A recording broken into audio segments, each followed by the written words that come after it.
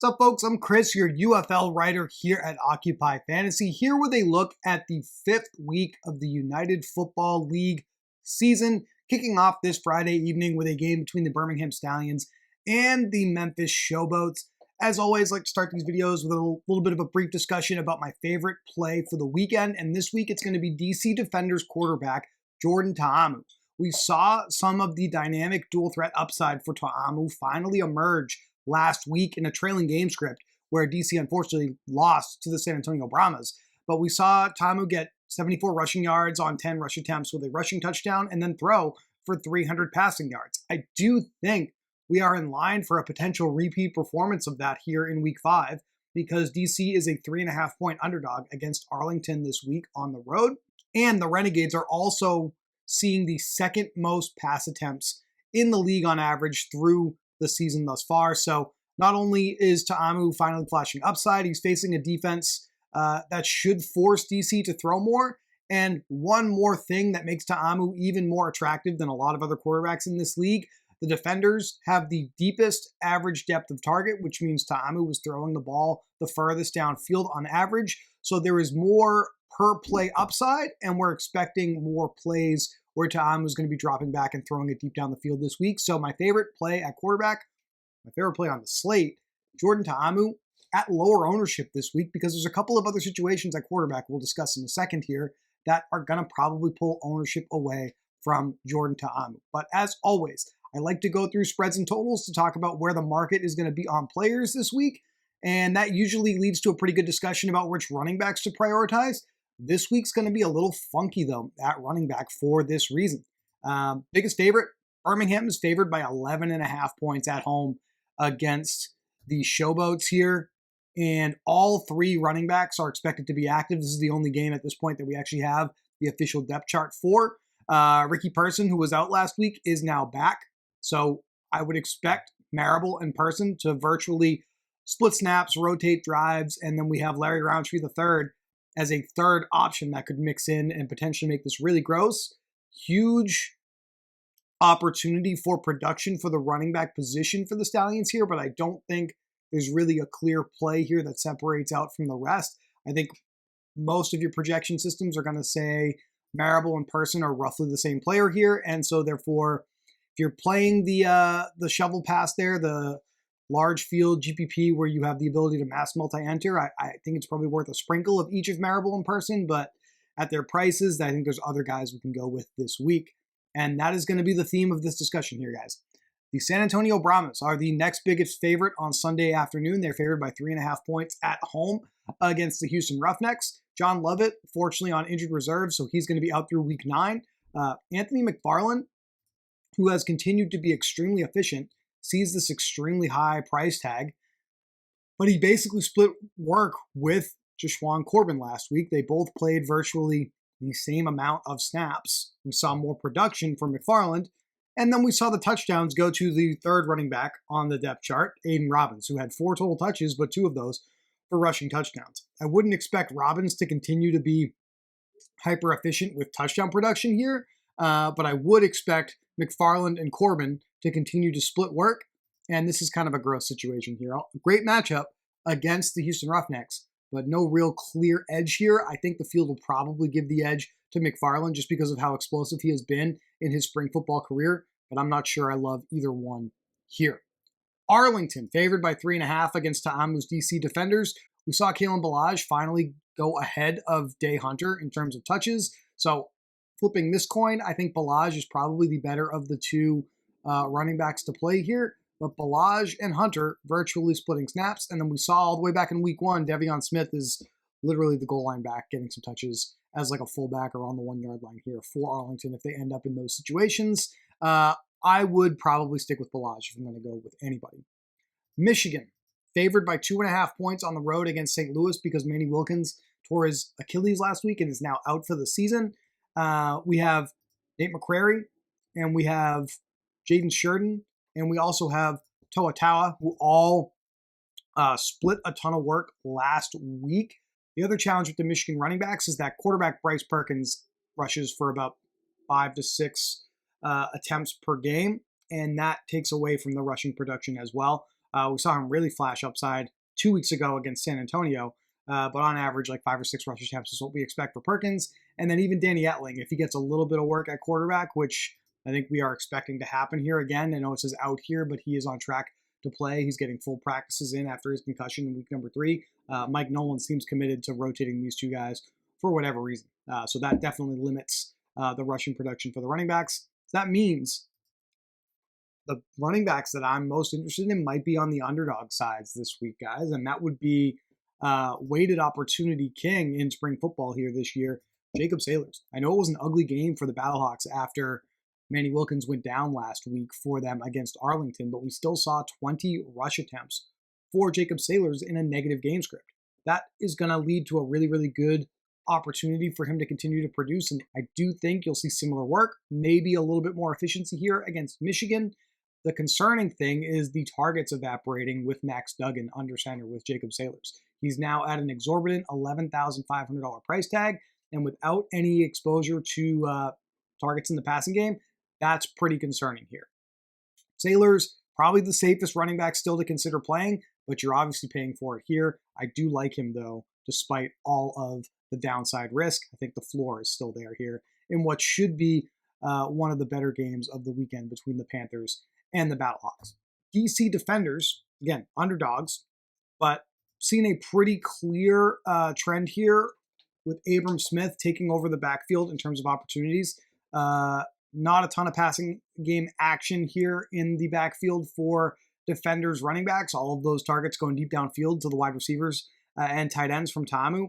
But we see a healthy floor, double-digit carries every single week for Abram Smith, and he's really separated from Deion Jackson, who has seen less than 10 rush attempts in each of the last 2 games, and that cratered at just 5 last week against San Antonio. So I do think Abram Smith is in play as a relatively safe option as well against Arlington for volume, but it's a very tough matchup. Arlington is one of the best rush defenses in the spring football streets this year. Other 2 games, I have no interest in anyone on Memphis. Just going to put that out there with the Stallions being favored by 11.5, completely crossing them off. But Jalen Jackson is going to be active over Jacob Cabote this week. So it'll be Jackson and Prince splitting reps for Memphis. On the Houston side, what we talked about in last week's video did not emerge, but it is going to emerge this week. Kirk Merritt completely off the injury report. He will be back. All 3 of these guys will be splitting opportunities. Zaquandre White, Kirk Merritt, and Lorenzo Lingard. So I'm probably avoiding these guys as well.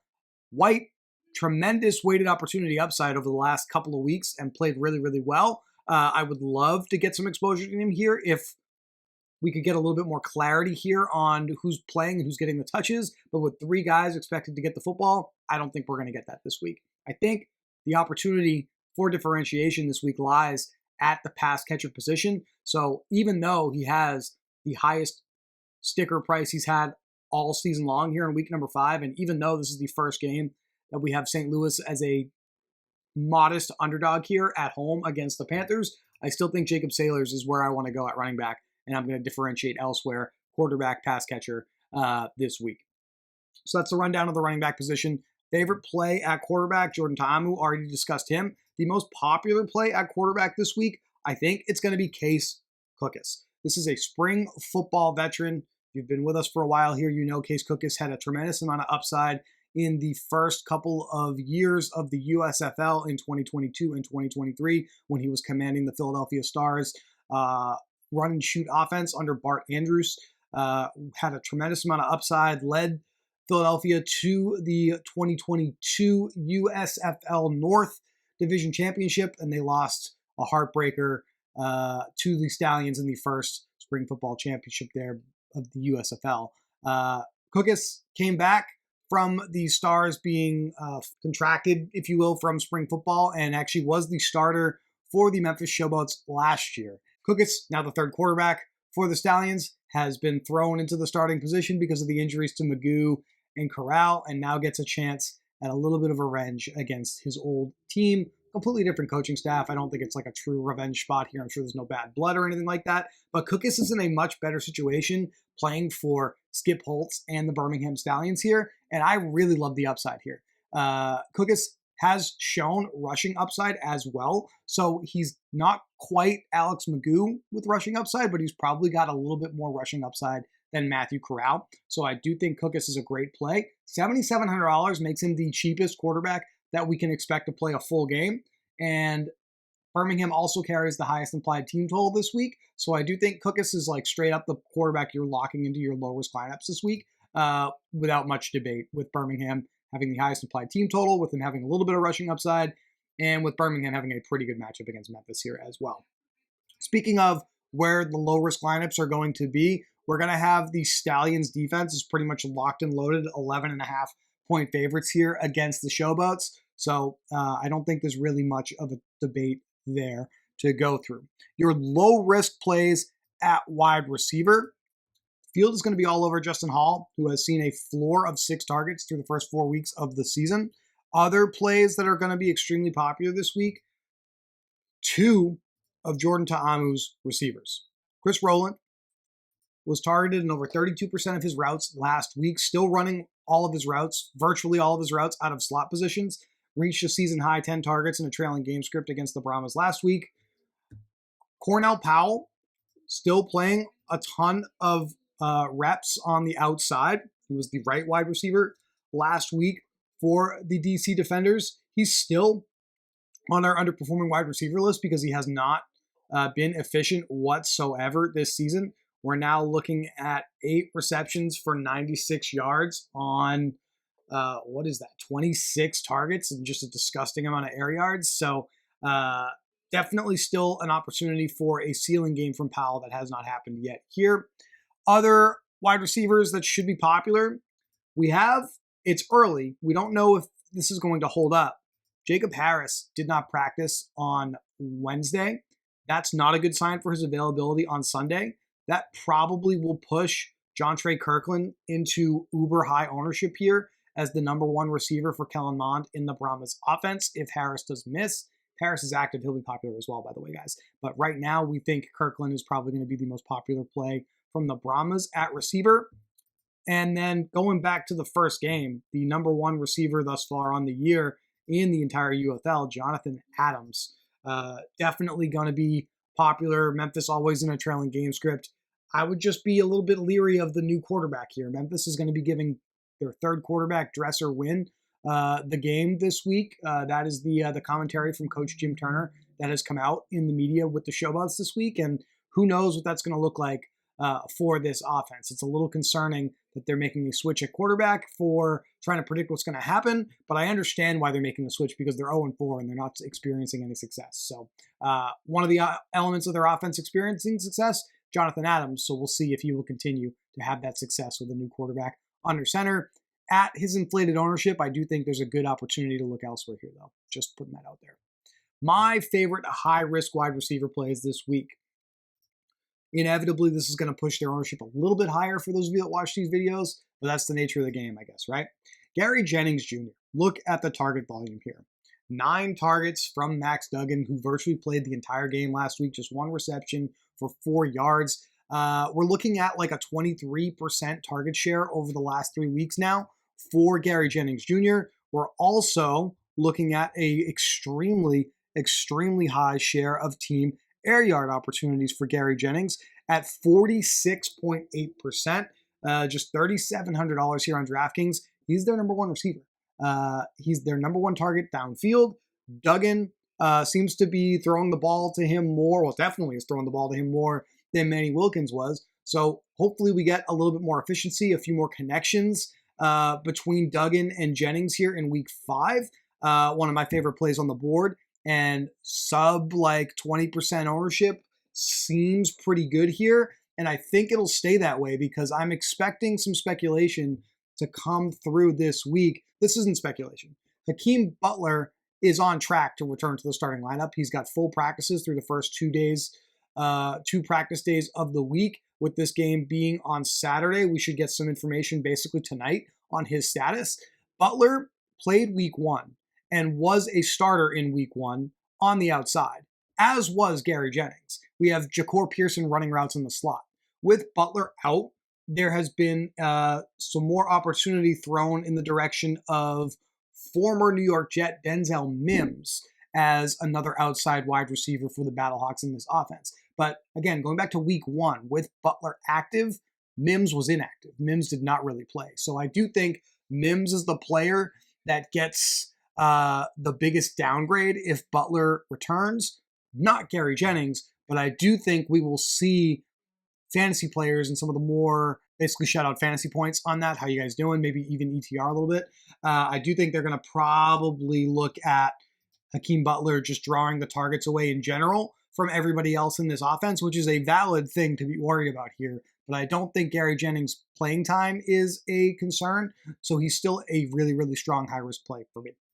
Another player that I think is a really, really strong high-risk play, we have 2 defenders that are going to be real popular in Chris Rowland and Cornell Powell. But don't forget Braylon Sanders. Braylon Sanders, 3 receptions for 87 yards last week. He basically took over the Ty Scott role. He is in Ty Scott's old spot on the field, playing virtually the same amount of opportunities.